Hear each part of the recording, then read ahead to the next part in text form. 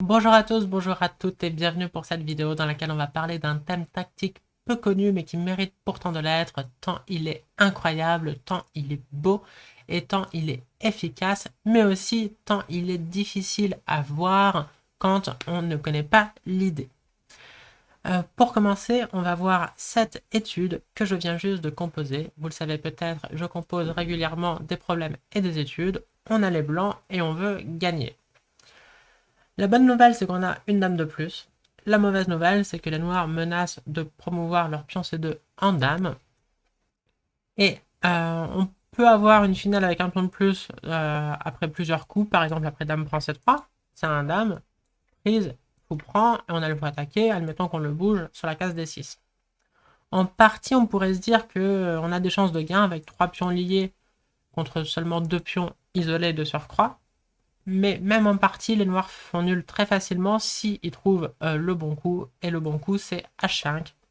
Après quoi, G prend H5, roi G7. Les noirs vont regagner le pion en force. Et la finale 2 contre 1, pour le coup, est une nulle assez élémentaire. Donc, il faut trouver mieux que ces finales. On peut aussi jouer fou B4, hein, par exemple. Ça sera la même finale. Il faut trouver mieux que ces finales. Et c'est pas facile. En tout cas, c'est caché. Vous pouvez quand même chercher, hein. J'ai des amis joueurs et joueuses de haut niveau qui ont trouvé, qui ont résolu l'étude, eux pour le coup, assez facilement. Le seul coup pour gagner dans cette position, c'est fou H6. On donne le fou. Et les noirs sont obligés de le prendre parce qu'on menace mat. Donc on donne le fou. Et maintenant, on donne le premier pion. Les noirs sont obligés de prendre parce qu'il faut bien menacer, c'est un dame. On donne le deuxième pion. Les noirs sont obligés de prendre. On donne le troisième pion.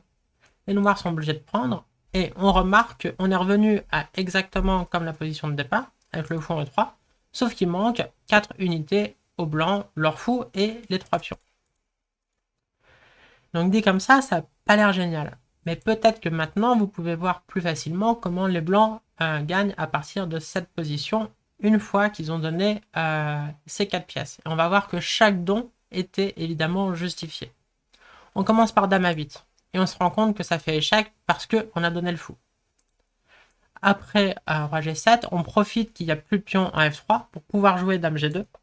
Et on se rend compte que dame G2 fait échec parce qu'il n'y a plus le pion G4. Donc c'était légal parce qu'il n'y avait plus de pion à F3. Ça fait échec et ça attaque également le pion C2 parce qu'il n'y a plus de pion en E2.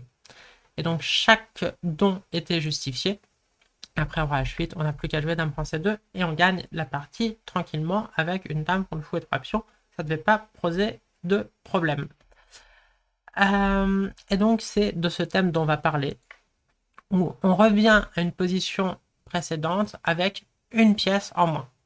Donc évidemment c'est assez rare en partie. On va voir une autre étude et également une partie dans laquelle ce thème est montré. Et on va voir également un thème proche, un thème cousin on pourrait dire, qui lui est beaucoup plus fréquent en partie. On va commencer par une étude très connue qui a été composée par Kozlowski en 1931. On a les blancs, on est au trait et on veut gagner. Cette étude, elle a été donnée à Boris Spassky quand il s'entraînait pour son match de championnat du monde en 69 contre Petrosian. Et il a trouvé, mais il avait mis un peu de temps. Donc vous pouvez chercher également, mais sachez que c'est pas trivial, même si évidemment, maintenant qu'on connaît le thème, ça donne quand même un gros indice. Alors le premier coup qui vient à l'esprit, c'est de jouer G7. Mais la tour s'en va. Admettons 1 à 8. Et ici, on a la tour attaquée maintenant. Donc après G7, évidemment, on reprend, ça perdait. Mais après tour A8, on a la tour attaquée, il faut la jouer. Et ça, c'est une forteresse assez facile à comprendre. Les noirs vont bouger ad vitam aeternam leur tour sur la 8ème rangée. Et on ne peut pas faire grand-chose. On ne peut pas faire grand-chose. Si on ramène le roi, la tour va bouger. On ne pourra jamais même échanger les tours, parce que imaginez que je mets le roi en B7, je mets la tour en C8, j'échange les tours, d'accord. Mais je reprends avec roi prend C8. Et le problème, c'est que je suis plus dans le carré du pion, et donc les blancs perdraient même après F5, ce qui serait un peu ballot. Donc cette position, on est un fou de plus, mais il ne sert à rien. Et non seulement il ne sert à rien, on voit que ici, il empêche tour H8 qui ferait une enfilade. Donc c'est ça la solution. Dans cette position, on joue tour G7, échec, roi prend H8, tour H7, échec, roi G8. On est revenu à la position de départ sans le fou H8. C'est encore ce même thème qui, à ma connaissance en tout cas, ne porte pas de nom. Bon, j'ai appelé ça pièce encombrante, mais je suis pas ravi de ce nom. Et donc là, on n'a plus qu'à jouer G7 et c'est terminé. Sur roi prend, on prend. Et sur tour bouge, on joue tour H8 parce qu'il n'y a plus le fou et on gagne. Donc en partie, évidemment, c'est très rare. On va voir un thème dans deux exemples. D'abord, on va voir un thème cousin. C'est quand même le même raisonnement. Donc, prenons cette partie qui est très connue. C'est la partie éponyme du mat de Boden. Donc indice à celles et ceux qui savent ce qu'est le mat de Boden. Et si vous savez pas, bah, tant mieux parce que vous allez découvrir un mat super cool. Et donc il y a Monsieur Boden avec les noirs qui dans cette position s'est dit ah mais attends c'est ouf, si j'ai pas le pion D6, je peux jouer Dame prend C3, B prend C3 forcé, Fou A3, échec et mat. Très joli mat qui porte depuis le nom de mat de Boden. Sauf qu'il a un pion D6 et on peut pas juste l'enlever. Et donc il a joué de D5. Son adversaire s'est pas méfié, mais en même temps, même s'il s'était méfié, il aurait rien pu faire. Il a capturé ce pion. Et donc, Dame prend C3, B prend C3, x3, échec et mat. Et le nom de Boden est passé à la postérité. Ouais, donner son nom à un tableau de maths, c'est assez cool quand même dans la carrière d'un joueur d'échecs. J'imagine. Donc, après Grand Rock, on joue des 5, ça. Mais donc là, on voit que c'est pas exactement le même thème que dans les deux études que je vous ai montrées, vu que c'est pas exactement la même position. Le fou est passé de C4 à D5. On s'en fiche qu'ils soient en C4 ou en D5, mais il se trouve que c'est pas exactement la même position de départ. Et donc j'ai cherché pour préparer cette vidéo un exemple où ce thème avait lieu en partie réelle. Et je sais que ça a déjà eu lieu même en partie entre humains. Je me suis rappelé d'un seul exemple, et c'est un exemple extraordinaire, mais qui a eu lieu entre Stockfish et Komodo. C'était un match d'il y a 4 ans déjà, et donc ils étaient encore bien moins forts qu'aujourd'hui, mais Stockfish utilisait déjà les nouvelles technologies à réseau de neurones, deep learning, tout ça, tout ça. Et donc dans cette finale, bah là vous voyez la barre d'évaluation avec Stockfish 17, donc il comprend tout de suite que c'est gagnant, mais à l'époque, on pouvait se dire, qu'on soit humain ou ordi à l'ancienne, que c'est une nulle assez triviale pour les noirs. Donc, on a 3 pions contre 3 pions. Les blancs attaquent 2 pions noirs sur case blanche, donc on peut se dire qu'ils sont du bon côté de l'égalité. Mais bah, sinon, le fou C8 va gérer le pion A6, le roi noir va gérer le pion H5, et le roi blanc n'a pas de case de pénétration facile, parce que bah, s'il commence à être par là, on va laisser le roi en G6, et bah, voilà, sinon on peut osciller avec le fou par exemple. Et on peut aussi, si le fou quitte la case E2, on peut osciller avec le roi comme ça. Et en plus, quand on joue fou B7, bah, le fou attaque le pion D5, donc le fou de case blanche n'a pas non plus toute sa mobilité. Donc je pense que si on monte cette position à un grand maître qui ne connaît pas, il va dire assez rapidement que c'est nul et qu'il n'y a rien à faire. Et les premiers coups de la partie tendent à montrer ça, parce que il fait pas grand chose. Notre ami Stockfish, il tourne un peu en rond. Là, dans cette position, on peut commencer à avoir une idée. C'est que bon, le fou E2 attaque à 6, donc le fou peut pas partir par là. Il attaque également le pion H5, donc le roi peut pas partir par là. Et sur roi H6, là, il y a un gain assez trivial pour le coup. On joue fou D3. Et on place les noirs en Zugzwang, parce que le roi peut pas jouer, sinon roi G5, et c'est terminé. Le fou doit continuer à protéger le pion A6, donc le seul coup, c'est fou B7, mais dans ce cas-là, on joue roi F5. Le mieux que peuvent faire les noirs, c'est échanger ses pions. Mais là, on comprend que c'est la crise, parce que maintenant le pion A est passé, le roi noir en plus, le roi blanc, pardon, s'est activé. Et bon, c'est peut-être pas encore évident que ça gagne, mais c'est évident que c'était pas ce que voulaient les noirs. Et il se trouve que ça gagne bel et bien, évidemment. Donc dans la partie sur roi F4, il n'y a pas eu de gaffe, hein, il n'a pas joué roi H6, fou D3, mais il a joué fou B7, et on voit toujours pas d'idée. Il y a eu fou D3 échec, roi F6, fou C4, fou C8, fou D3, il répète les coups, fou B7, bon bah voilà, match nul, on n'en parle plus. De toute façon, t'as le pion attaqué, donc il faut que tu joues fou C4 ou fou E4, et puis bah, on répète. Pas du tout. La Stockfish a joué fou F5. Donc après avoir tourné en rond et répété la position, il place l'idée gagnante, fou F5. Mais bah du coup, tu donnes ton pion. Ouais, mais là, il revient en arrière et fou B7.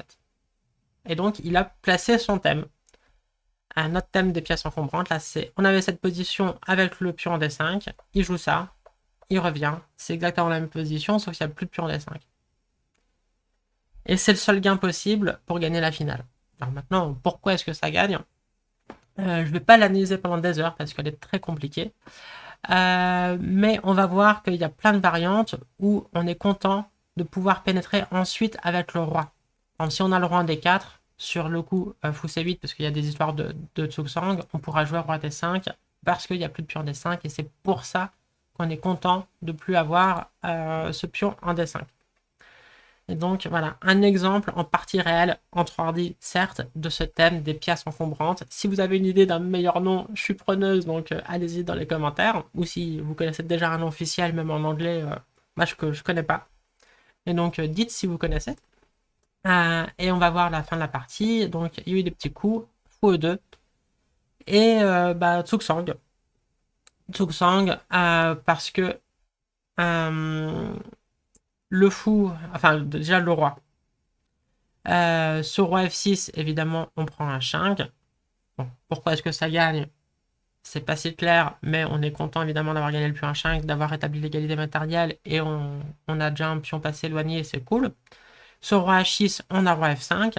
Donc, Komodo, le pauvre, a joué fou C8, mais maintenant fou F3. Et il n'y a plus la case B7. Et le roi doit toujours gérer le pion H5. Donc il a joué son fou en F5. Et maintenant, on ramène le roi en D4. Et donc, à nouveau, un Tsuksang. Fou B7 aurait bien été utile au noir pour empêcher le roi D5. Mais il y a le fou en F3. Donc il y a eu fou G4. Petit échec, roi F7. Fou D3. Il n'est pas pressé de jouer roi D5. On attaque le pion d'abord.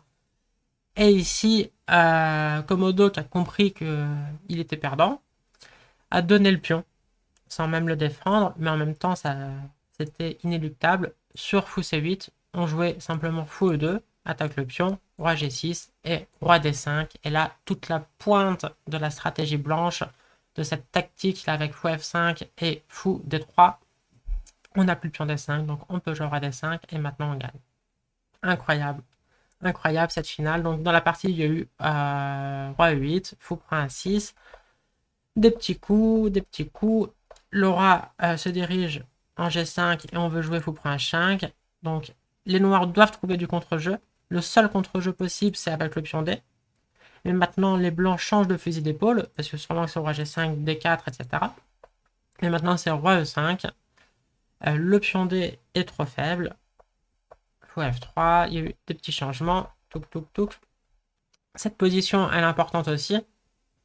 On comprend qu'on est en Tsuksang. Si on joue le pion, il va devenir faible et être capturé tout de suite. Si on joue le fou sur cette diagonale, on perd le pion tout de suite. Si on joue le fou sur cette diagonale, on se prend fou E2 et on perd le pion. Et si on joue le roi, on autorise roi B6. Donc c'est la crise. Un nouveau Tsuksang. Il a joué le roi. Roi B6. Des petits coups. Le pion avance jusqu'à A7. Roi A8 et fou A6. Et un nouveau Tsuksang. Si le fou s'en va sur cette diagonale, c'est mat. S'il s'en va sur cette diagonale, on perd le pion. Et du coup, ce pion, on le pousse. Oui, mais fou E2. Et encore un Tsuksang. Le fou peut pas s'en aller sur la diagonale, c'est toujours mat. Et sinon, on menace fou prend H5. Oui, non, c'est pas du tout un Tsuksang. Pardon, c'est juste qu'on a une menace. Fou prend H5. C'est la fin de la vidéo. Donc il y a eu des 1 et Komodo de rage de s'être fait humilier, a continué à jouer jusqu'au mat. Et voilà, dame prend G8. C'est la fin de cette vidéo. J'espère que vous avez bien apprécié ces deux études, une composée, une déjà connue, et ces deux parties, une très connue de Boden et une qui on peut appeler un nouveau classique, un Stockfish Komodo joué en 2020 sur ce thème incroyable, des pièces encombrantes à défaut d'un meilleur nom. Voilà, si vous avez bien aimé, laissez un petit like et un petit commentaire, ça fait toujours plaisir. Sur ce, je vous dis bonne fin de journée ou belle fin de soirée. Et comme toujours, s'il y en a parmi vous qui veulent des cours particuliers, vous pouvez me contacter. Il y a les liens dans la description. À bientôt, ciao!